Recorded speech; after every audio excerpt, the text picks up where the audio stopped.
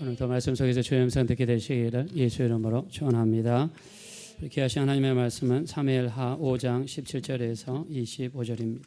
이스라엘이 다윗에게 기름을 부어 이스라엘 왕으로 삼았다함을 블레셋 사람들이 듣고 블레셋 사람들이 다윗을 찾으러 다 올라오매 다윗이 듣고 요새로 나가니라. 블레셋 사람들이 이미 이르러 르바임 골짜기에 가득 다윗이 여호와께 여짜와 이르되 내가 블레셋 사람에게로 올라가리이까 여호와께서 그들을 내 손에 넘기시겠나이까 하니 여호와께서 다윗에게 말씀하시되 올라가라 내가 반드시 블레셋 사람을 내 손에 넘기리라 하신지라. 다윗이 바알브리심에 이르러 거기서 그들을 치고 다윗이 말하되 여호와께서 물을 흩은 같이 내 앞에서 내 대적을 흩으셨다 하므로 그곳 이름을 바알. 거기서 블레셋 사람들이 그들의 우상을 버렸으므로 다윗과 그의 보아들이 치우니라. 블레셋 사람들이 다시 올라와서 르바임 골짜기에 가득 다윗이 여호와께 여쭈니 이르시되 올라가지 말고 그들 뒤로 돌아서 뽕나무 숲을 맞은편에서 그들을 기습하되 뽕나무 꼭대기에서 걸음 걷는 소리가 들리거든 곧 공격하라. 그때 여호와가 너보다 앞서 나아가서 블레셋 군대를 치리라. 다 가지겠습니다. 이에 다윗이 여호와의 명령대로 행하여 블레셋 사람을 쳐서 게바에서 게셀까지 이르니라. 아멘. 자, 따라하겠습니다. 우리 내 길을 하나님께 맡깁시다. 다시 한번 고백합시다. 내 길을 하나님께 맡깁시다. 우리 2024년을 하나님께 맡기시기 원하시면 다 같이 아멘 하겠습니다. 우리 그런 삶을 사셔서 하나님의 도우심이 넘치게 되시기를 예수 이름으로 축원합니다. 네, 올해 우리 교회 표어가 내 길을 하나님께 맡기라입니다. 그래서 오늘 우리 교회 표어를 여러분과 같이 나누고 또 표어를 나눌 뿐만 아니라 여러분 속에 결단이 생겨서 그 표어대로 살아가셔서 우리 하나님께서 여러분의 길을 주장하시고 잘되게 하시고 형통케 하시는 역사가 2024년에 반드시 일어나게 되시기를 예수 이름으로 축원합니다. 자, 우리나라 국가의 3대 구성 요소가 있습니다. 첫째는 영토라고 합니다. 두 번째는 국민이라고 하고요. 세 번째는 주권이라고 합니다. 우리나라 헌법 제3조에 보니까 대한민국 영토는 한반도와 그 부속 도서로 한다라고 못을 박아놨습니다. 자, 한반도는 남쪽만 한반도가 아니라 북쪽도 한반도죠. 그래서 우리나라는요, 북한도 우리나라 땅입니다. 헌법상. 그래서 북한에서 탈출한 탈북민들을 우리 국민으로 받아주는 이유가 헌법에 한반도와 그 부속 도서를 대한민국 영토로 한다고 못을 박아놓기 때문입니다. 자, 우리나라 최북단은요, 함경북도 온성군이라고 합니다. 소련하고 국경을 맞대고 있는 곳이고요. 우리나라 최남단은 서귀포시 마라도가 우리나라 최남단이라고 합니다. 우리나라 최동단은 울릉군 독도고요. 최서단은 평양북도 용천군이라고 합니다. 그래서 우리나라 제일 끝에 여기를 기점으로 해서 12해리는 약 한 22km 정도 되는데요. 우리나라 영토에서 22km까지를 우리나라 영해라고 합니다. 자, 여기는 어느 나라도 함부로 들어오면 안 됩니다. 자, 그리고요, 저 꼭대기로 올라가면은 자, 이 우리가 하늘도 우리나라 땅이죠. 그래서 영공이라고 그러는데 육지에서 1000km까지가 우리나라 영공입니다. 즉 공기가 있는 데까지가 우리나라 영공이에요. 그래서 대기권까지를 영공이라 친다고 합니다. 자, 근데 우리가 배타적 경제 수역이라는 말 들어보셨을 겁니다. EEZ라고 하는데 여기는 합법적으로 고기를 잡을 수 있는 우리나라 영해입니다. 그래서 이 안에 들어오면 우리가 가서 제지할 수가 있어요. 특히 서해안에서 문제가 많이 발생하는데 중국 어선들이 우리나라 배타적 경제 수역까지 들어와 가지고 서해안에서 꽃게를 싹쓸이하면서 어떤 해는요 우리나라 꽃게가 금게가 될 때도 있습니다. 중국 애들이 배가 그냥 몇 대가 오는 게 아니라 100대, 200대씩 끌고 와가지고 그물을 가지고 가면서 꽃게 씨까지 말려버립니다. 걔네들이 그래서 무서운 건데요. 자, 여기를 우리가 배타적 경제 수역, 그래서 우리나라 영토에서 200헤이리, 즉 370km까지를 배타적 경제 수역이라고 합니다. 특히 우리나라 독도가요, 우리 그 한일 중간 수역으로 한때 간주가 되면서 독도가 그 안에 딱 들어갔습니다.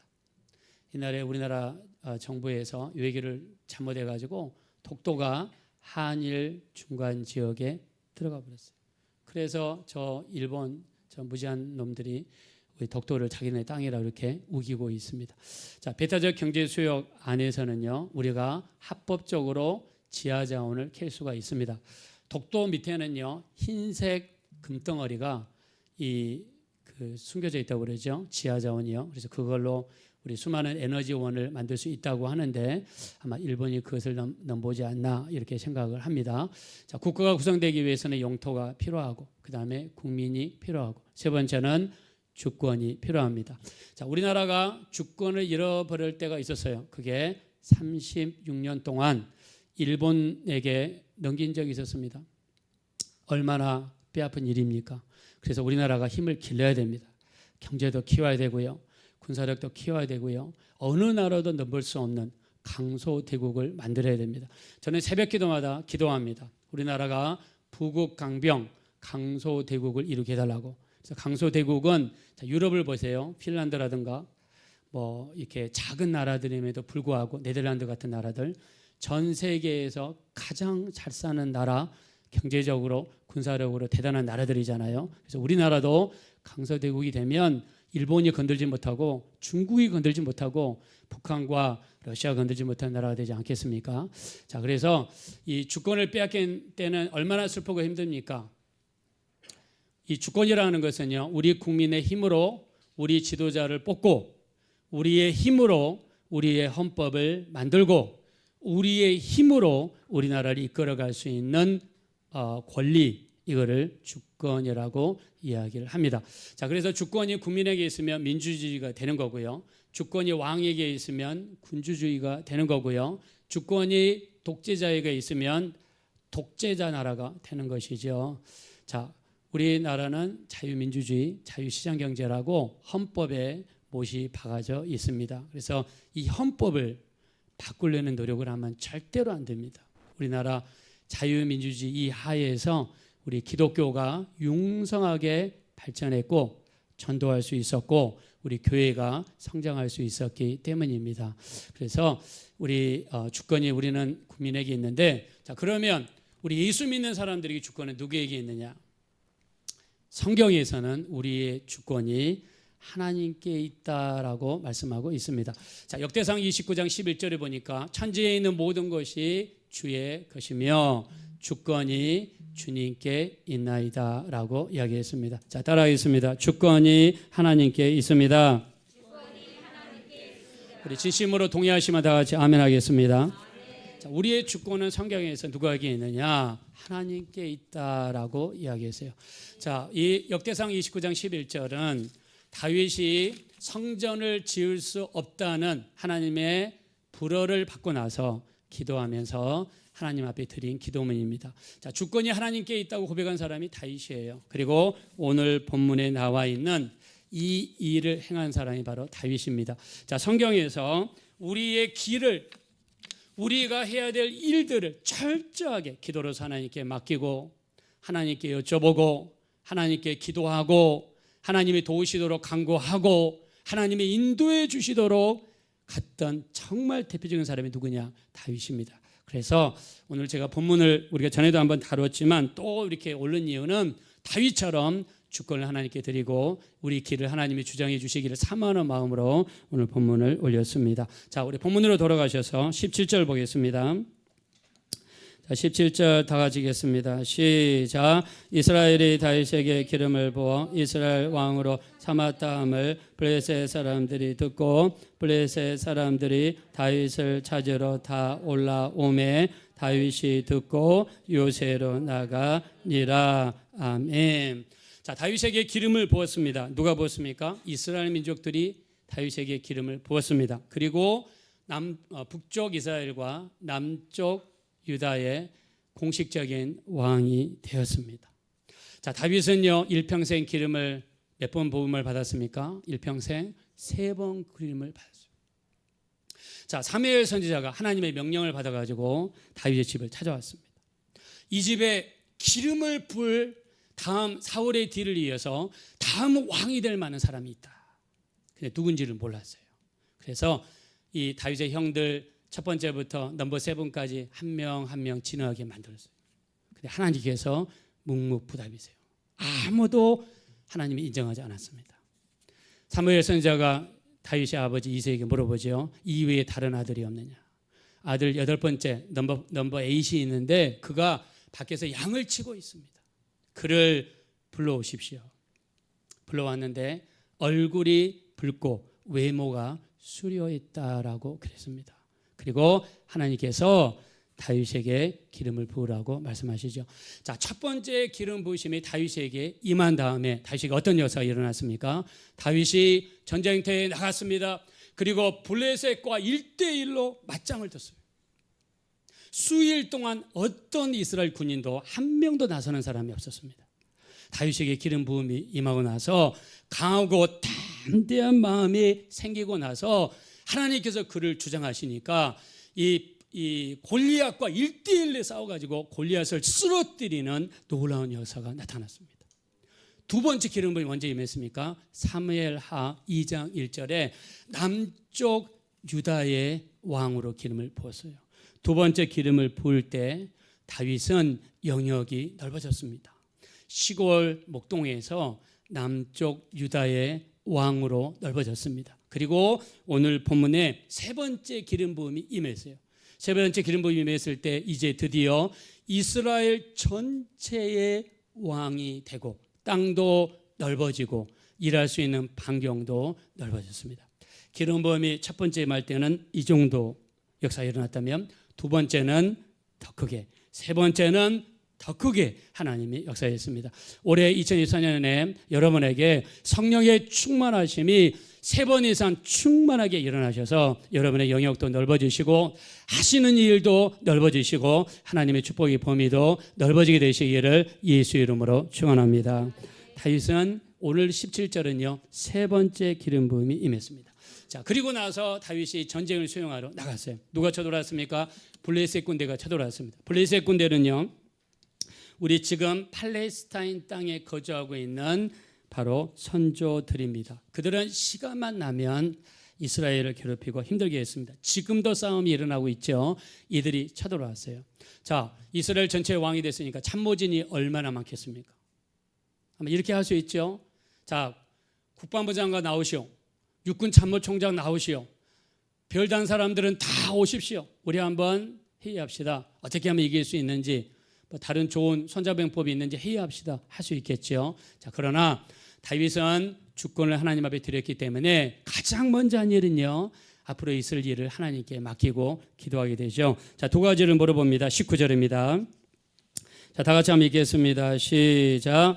다윗이 여호와께 여쭈어 이르되 내가 블레셋 사람에게로 올라가리이까 여호와께서 그들을 내 손에 나이까 하니 여호와께서 다윗에게 말씀하시되 올라가라 내가 반드시 블레셋 사람을 내 손에 넘기리라 하신지라. 아멘.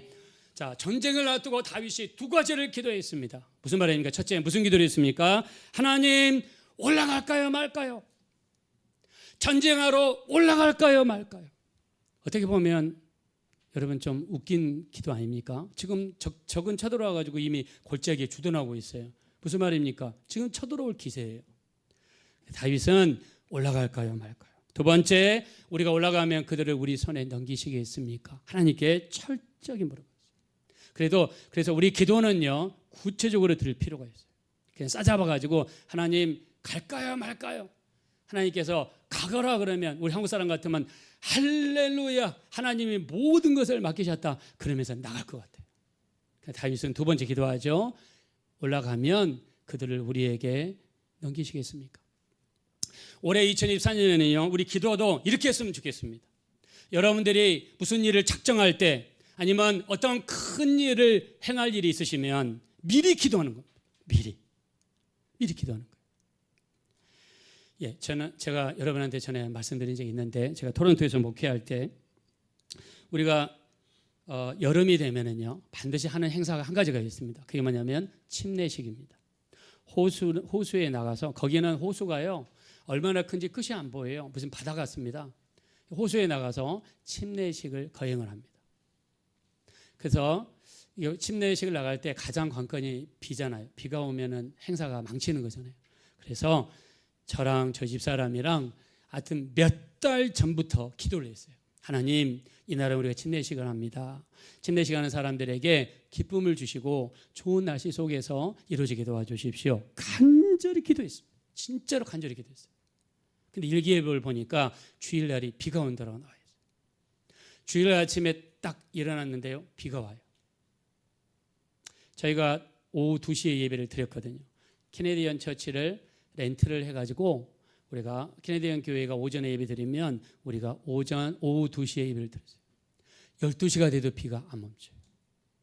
2시가 돼도 비가 안 멈춰요. 근데요, 기도를 오랫동안 하고요, 오랫동안 준비하면요, 그때 제가 느꼈던 거는 마음이 담대해야 합니다. 흔들리지 않습니다.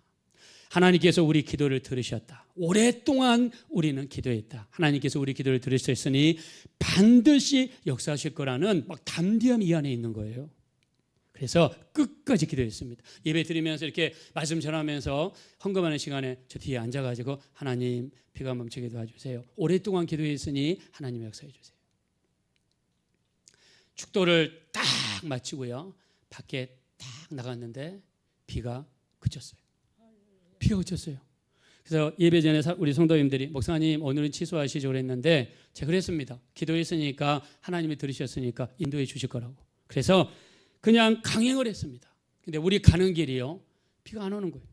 그래서 호수가에 도착했습니다. 도착했더니 거기는 햇빛이 쨍쨍 났습니다. 그래서 침례식을 거행하고요, 또 우리가 침례식 하는 날에는 LA 갈비를 준비를 합니다. 그래서 그걸 가지고 가가지고 거기서 바베큐 스탠드를 설치해 놓고 LA 갈비를 거기서 구워 먹습니다. 그러면서 우리가 또 LA 갈비가 많이 남으면 시합을 합니다. 우리가 몇 대를 더 많이 먹을 수 있느냐. 제가 그 자리에 앉아가지고 LA 갈비를 한 15대까지 먹어본 적이 있어요. 이만한 LA 갈비를. 근데 우리 집사님은 한 23대를 먹어가지고 이겼습니다. 근데 그렇게 하고 나서요, 우리 바비큐까지 마치고 그 다음에 자리를 딱 정리해서 차에다가 짐을 넣는 순간에 갑자기 폭풍우가 몰아닥치고 비바람이 몰아닥치고 그리고 아주 온 세상이 갑자기 캄캄해지면서 온 천지가 비로 그냥 터집혔습니다. 그때 느꼈던 것은 우리가 마칠 때까지 하나님께서 비구름을 붙잡고 계시고 비를 붙잡고 계시고 그다음에 바람을 붙잡고 계시다가 우리가 끝나는 순간에 갑자기 폭풍우가 몰아치고 비바람 몰아치고 갑자기 오는 거예요. 그래서 그때 우리가 감사했습니다. 하나님, 우리가 행사 끝날 때까지 비바람을 붙잡아 주시고 비를 붙잡아 주시고 바람을 붙잡아 주셔서 이렇게 행사를 마무리할 수가 있었습니다. 자, 제가 그때 느꼈던 거는요, 우리가 어떤 일이 있으면 오랫동안 먼저 기도하는 겁니다. 여러분들에게 만약 6월 달에 무슨 일이 있으시다 그러면 오래전부터 간절히 기도하는 거예요. 하나님 도와주십시오. 기도를 끊임없이 씹는 겁니다. 왜요? 기도는 저축이 되는 거니까. 계속 기도하고 또 기도하고 또 기도하고 또 매달리고 또 우리가 10분에서 안 되면 20분 기도하고 30분에서 안 되면 또 1시간 기도하고 간절히 하나님 앞에 기도하고 맡기게 되면 하나님의 귀한 역사가 반드시 나타나게 될 줄로 믿습니다. 자, 우리 따라합시다. 올라가리까. 자, 크게 합시다. 올라가리까. 내 손에 넘기시겠나이까. 이런 기도 드리시기를 예수 이름으로 축원합니다. 자, 하나님께서 허락하시죠. 올라가라. 그리고 네 손에 넘기겠다. 하나님의 기도 응답도요 구체적입니다. 기도가 구체적이면 응답도 구체적으로 이루어지는 것을 볼 수가 있습니다. 자, 기도한 다음에 하는 행동은 얼마나 하나님 역사인지 몰라요. 우리 20절 보겠습니다. 다 같이 읽겠습니다. 시작. 다윗이 발벌하심에 이르러 거기서 그들을 치고 다윗이 말하되 여호와께서 물을 흩은같이 내 앞에서 내 대적을 흩으셨다 하므로 그곳 이름을 발벌하심이라 부르니라. 아멘. 자, 여기서 하나님 어떻게 쳤다고 그랬습니까? 하나님께서 물을 흩은같이 대적을 흩으셨다. 물을 흩은같이. 자, 여러분 손에다가요 이 양동이를 들고 아니면은 주전자를 들고 물을 이렇게 막 뿌리죠. 여러분 물 뿌리는 거 여러분 쉽지 않습니까? 기도하고 하나님께 맡기고 오랫동안 기도하고 하나님께 맡기고 인도하심을 받은 다음에 적을 치는데 그냥 성경에서는 적을 쳤다, 적을 이겼다 이렇게 얘기할 수 있는데 뭐라고 했습니까? 물을 흩은같이 이겼다. 그냥 우리가 뭐 물을 그냥 이렇게 흩는 것처럼 그냥 칼을 쓰고 활을 쓰니까 적이 그냥 막 쓰러지고 자빠지고 이기게 되는 그런 역사가 일어났다는 거예요. 이 기도 응답의 역사, 하나님이 이렇게 역사했습니다. 자, 그래서 이 첫 번째 전쟁을 이렇게 이기게 되었습니다. 자, 근데 얼마 지나고 나서 22절입니다. 다 같이 읽읍시다. 시작. 블레셋 사람들이 다시 올라와서 르바임 골짜기에 가득. 자, 22절과 블레셋 사이에 동그라미가 있죠. 동그라미는 시간의 경과를 의미합니다. 시간이 한참 지난 다음에 또 쳐들어왔어요. 자, 그러면 다윗이 이렇게 생각할 수 있습니다. 지난번에 하나님이 이기시게 해주셨기 때문에 이번에도 이기게 해주실 거다. 이렇게 나갈 수도 있죠. 하나님이 이미 역사하셨으니까. 근데 다윗은 똑같은 일이라도 어떻게 합니까? 하나님께 맡기며 또 기도하죠. 자, 23절입니다. 시작. 다윗이 여호와께 여쭈니 이르시되 올라가지 말고 그들 뒤로 돌아서 뽕나무 숲을 맞은편에서 그들을 기습하되. 아멘. 이번에는 올라가리까 물어보니까 하나님께서 올라가라고 그랬습니까? 뭐라고 했죠? 올라가지 말아라. 뒤로 돌아가서 뭐라고 그랬습니까? 기습해라. 기습. 뒤로 돌아가서 기습하라는 거예요. 정면 대결을 하지 말고 뒤로 돌아 기습해라. 요즘에 KBS에서 고려 거란 전쟁을 지금 방영하고 있습니다. 저는 그것 유일하게 보는 프로입니다. 보고 있어요. 거란군이 보니까 이제 압록강을 건너서 도망을 가려고 그러는데 어디로 도망갑니까? 귀주로 도망가요. 귀주. 강감찬 장군이 귀주에서 큰 승리를 얻었다고 그래서 귀주 대첩이라고 그러죠. 여러분, 자, 전쟁할 때요 그냥 1대1로 이렇게 싸우는 게 정상적이죠. 근데 하나님께서 이번에 뭐라고 했습니까? 뒤로 돌아가라. 그리고 기습하라는 거예요. 우리도 올해요 수많은 똑같은 일들이 있을 수 있어요. 여러분에게 똑같은 일들이 반복될 수 있어요. 그러면 어떻게 해야 되겠습니까? 아, 지난번에 이렇게 해보니까 되겠다라 하고 그대로 하면 된다 안 된다? 안 될 수도 있다는 거예요. 어떻게 합니까? 하나님께 물어보고 지혜를 구하고 기도하라는 거예요. 하나님, 이번에는 이런 일이 있는데 어떻게 해야 됩니까? 하나님께서 다윗에게 정면으로 올라가지 말고 뒤로 돌아서 기습하라는 거예요. 그리고 뽕나무 숲을 맞은편에 대기하고 있다가 언제 공격하느냐? 공격 신호까지 말씀해 주십니다. 자, 24절 보겠습니다. 시작. 뽕나무 꼭대기에서 걸음 걷는 소리가 들리거든 곧 공격하라. 그때 여호와가 너보다 앞서 나아가서 블레셋 군대를 치리라 하신지라. 아멘. 무슨 소리가 들리거든 공격하라고 그래서요? 숨어 있다가 걸음 걷는 소리가 뽕나무 숲을 꼭대기에서 걸음 걷는 소리. 걸음 걷는 소리가 무슨 소리겠습니까? 적들 소리겠죠. 그 소리가 들릴 때 기습하라는 거예요. 그때 하나님이 어떻게 했습니까? 24절 후반절 보겠습니다. 그때에 여호와가 너보다 앞서 나아가서 블레셋 군대를 치리라. 누가 싸우시는 겁니까? 하나님이 싸워주시겠다고 말씀했습니다. 다윗이 기도하고 맡기고 하나님께 물어보고 가는 그 발걸음 속에 하나님이 친히 나서서 싸우시겠다고 약속하여 주셨습니다. 올해 2024년 우리에게 수억 가지의 갈래 길이 있습니다. 기도하고 여쭤보시고 맡기시고 수많은 기도를 쏟고 나가시는 길에 하나님이 응답하셔서 하나님이 대신하여 여러분을 대신하여 싸우시는 역사가 일어나게 되시기를 예수 이름으로 축원합니다. 여러분, 그래서 우리가 길을 맡겨야 됩니다. 기도해야 됩니다. 지난주에 특별 새벽 기도했습니다. 특별 새벽 기도할 때 우리 장로님 권사님은 분당에서 매일 오셔가지고 그 먼 데서 참석하시고, 또 우리 청정연부 집사님들 중에서 멀리 사시는데 일하느라고 힘드시는데 이렇게 또 오셔서 참석했습니다. 여러분, 우리 마태복음 11장 12절에 천국은 침노를 당하나니 침노하는 자가 천국을 빼앗는다고 그랬습니다. 기도하는 자, 말씀을 사모하는 자, 예배하는 자에게 천국의 문이 더욱더 활짝 열리게 될 줄로 믿습니다. 이사야서 43장 16절 적으시기 바랍니다. 하나님께서 인도하시는 길은 지름길이라고 말씀했습니다. 이사야서 43장 16절에 하나님께서 인도하시는 길은 지름길입니다. 자, 따라합시다. 하나님께서 인도하시는 길은, 자, 크게 고백합시다. 하나님께서 인도하시는 길은 지름길입니다. 믿으십니다. 아멘 합시다. 하나님께 맡기고 하나님께 기도하고 오랫동안 기도하고 맡기고 가는 그 길은 하나님이 인도하시는 지름길이 되어주시기를 예수 이름으로 축원합니다. 이스라엘 백성들이 애굽에 있다가 이제 하나님의 10가지 재앙을 내리셨죠. 10번째 재앙이 장자가 주는 재앙이었습니다. 10번째 재앙 앞에 바로 왕은 굴복했습니다. 이스라엘 백성들이 나가게 허락했습니다. 이스라엘 백성들이 애굽을 나와가지고 가나안 땅까지 가는 길은 두 가지 길이 있었어요. 첫째는 홍해의 길이 있었고요. 두 번째는 블레셋 땅의 길이라는 길이 있었습니다. 일반적으로 당시에 수많은 사람들은요, 블레셋 땅의 길을 갔습니다. 왜냐하면 애굽에서 가나안 땅까지 가는 지름길이 바로 블레셋 땅의 길이었기 때문입니다. 그 길은 가까운 길이고 편한 길이었기 때문에 수많은 사람들이 애굽에서 나와서 가나안 땅으로 갈 때 블레셋 땅의 길을 선택했습니다.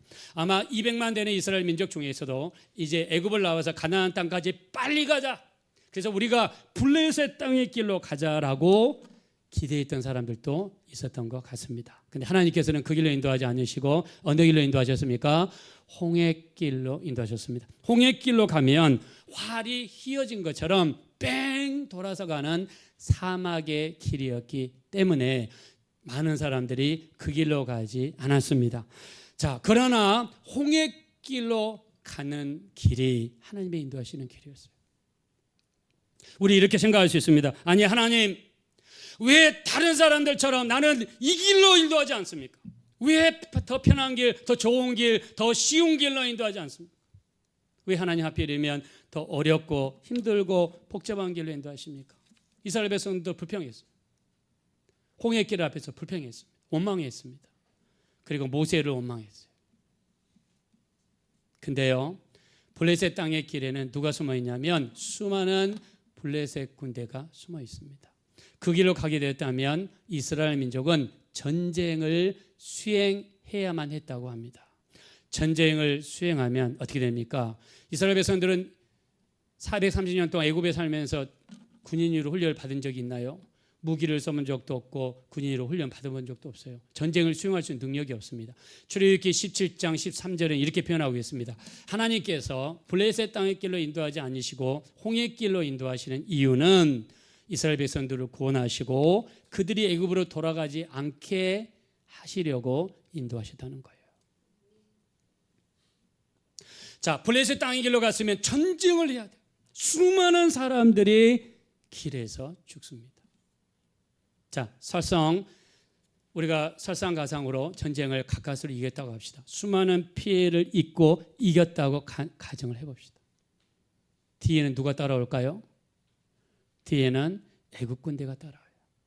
애굽은요, 병거 300대를 데리고 왔다고 그랬어요. 병거 300대면 이 군인용 마차죠. 이거를 300대를 가져왔어요. 지금으로 치면 탱크 300대를 몰고 온 거예요.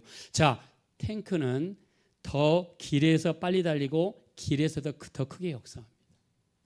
이집트 애굽 군대 300대의 이 병거 앞에서 당해낼 수 있는 이스라엘 군대가 없는 거예요. 그래서 하나님께서는 홍해로 인도하시고 홍해길을 여신 다음에 애굽 군대를 홍해 가운데로 집어넣으시고 홍해를 나중에 닿게 만드셔서 나중에 추후라도 계속해서 따라올 수 있잖아요. 다시는 따라오지 못하게 하시기 위해서 애국 군대를 수장하시려는 하나님의 큰 계획 하에서 하나님께서 홍해 가운데로 인도해 주신 줄로 믿습니다. 그래서 성경에서 하나님 뭐라고 그랬습니까? 우리 이사야서 55장 6절부터 9절에 보니까 너희는 여호와를 만날 만한 때에 찾으라. 그가 계실 때에 부르짖으라. 악인은 그 길을, 불의한 자는 그 생각을 버리고 여호와께로 돌아오라. 내 생각은 너희 생각과 다르며 내 길은 너희 길과 달라서 하늘이 땅보다 높은 것 같이 내 길은 너희 길보다 높으며 내 생각은 너희 생각보다 높으니라고 말씀했습니다. 믿으시면 다 같이 아멘 합시다. 하나님의 길은 우리 길과 달라요. 하나님의 생각은 우리 생각과 달라요. 그러면 하나님의 생각에 내 생각을 일치시키는 방법은 예배하고 기도하고 말씀 붙잡는 방법밖에 없죠.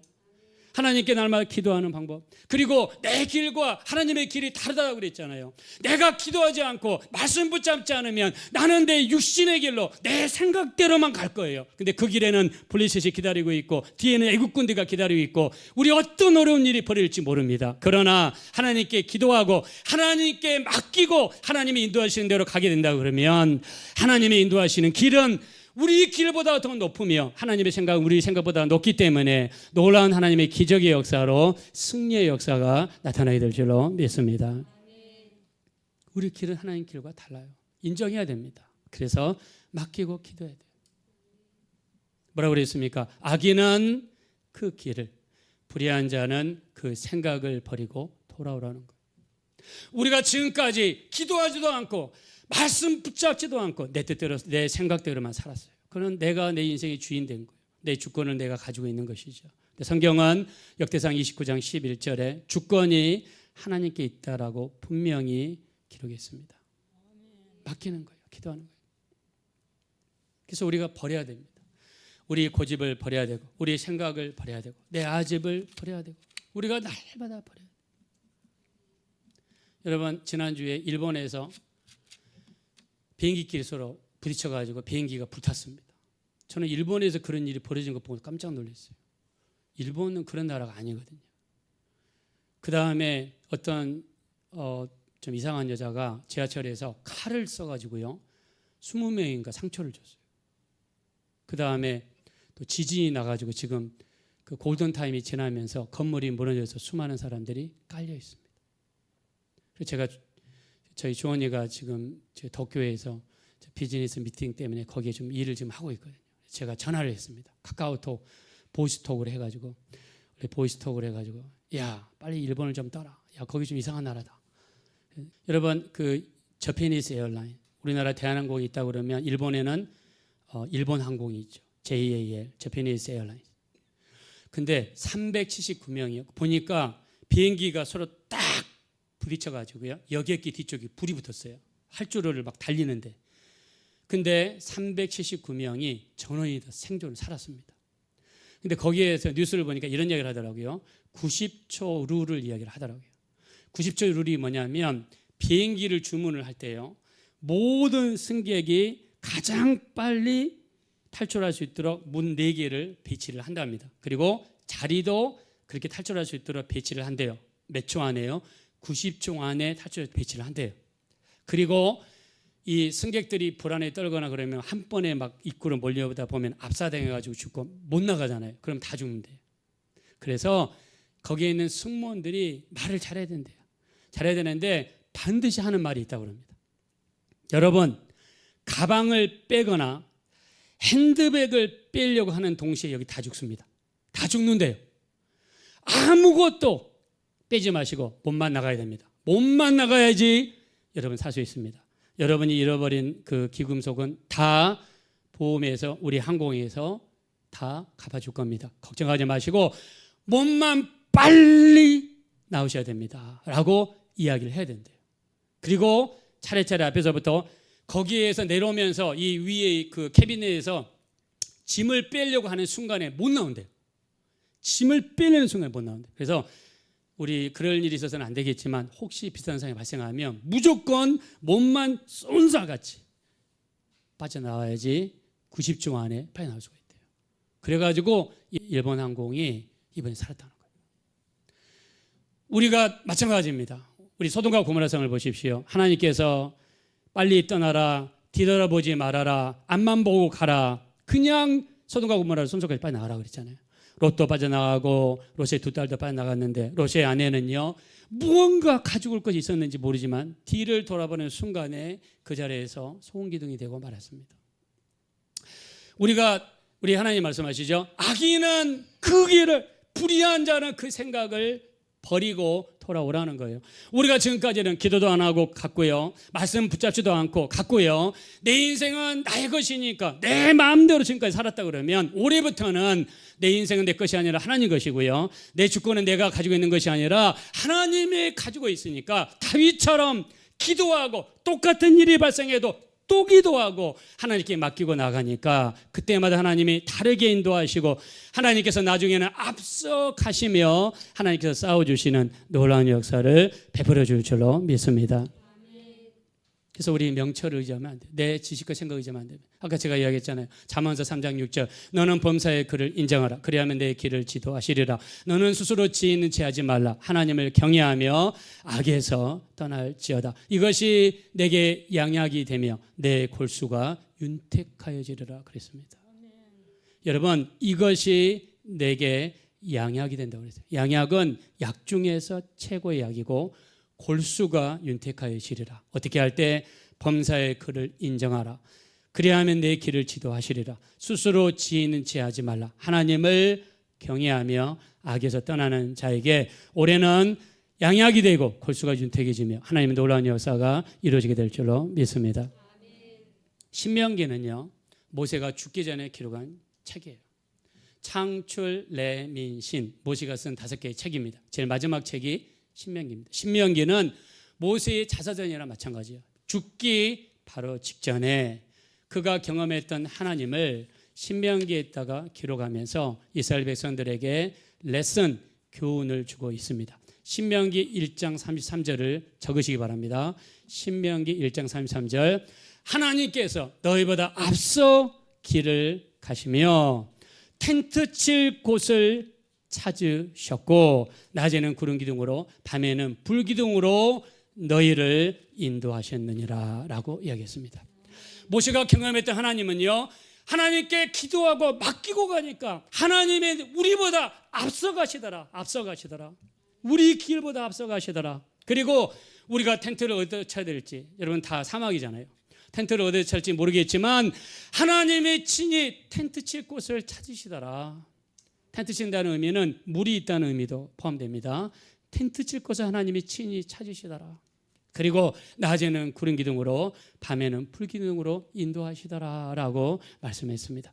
여기서 구름 기둥은 말씀을 상징하고요, 불 기둥은 성령님을 상징합니다. 성령님은 기도할 때 우리 가운데 역사가 일어나겠죠. 그래서 올해는요, 하나님이 우리보다 앞서서 가시기 위해서, 그리고 하나님께서 우리를 위하여 천막 칠 곳을 찾으시도록 하기 위해서 어떻게 됩니까? 낮에는 구름 기둥의 인도하심을 받아야 됩니다. 구름 기둥은 말씀에 붙잡히는 삶입니다. 말씀 붙잡고 말씀 묵상하고 말씀 암송하고 그 말씀을 붙잡고 하나님 이 말씀대로 살기 원합니다. 말씀대로 인도해 주십시오. 이게 구름 기둥으로 인도받는 삶이에요. 두 번째, 불 기둥으로 인도받는 삶입니다. 불 기둥은요, 기도할 때 성령께서 우리 가운데 역사하셔서 발걸음을 인도하시고 축복하시는 역사가 나타나게 될 줄로 믿습니다.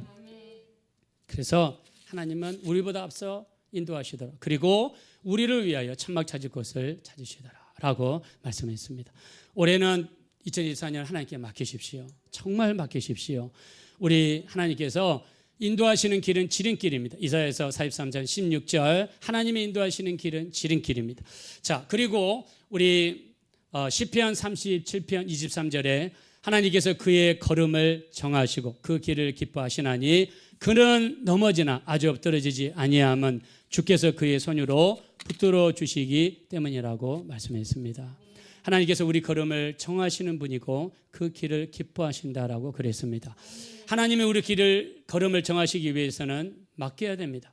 기도해야 됩니다. 말씀을 붙잡고 나갈 때 하나님이 우리 걸음을 붙들어 줄 줄로 믿습니다. 올해 2024년에는요, 발걸음을 맡기십시오. 기도와 말씀 붙잡고 나가셔서 맡기십시오. 내가 기도하지 않고 말씀 붙잡지 않고 내 뜻대로 살아가는 삶 속에는 인도하심이 있을 수가 없습니다.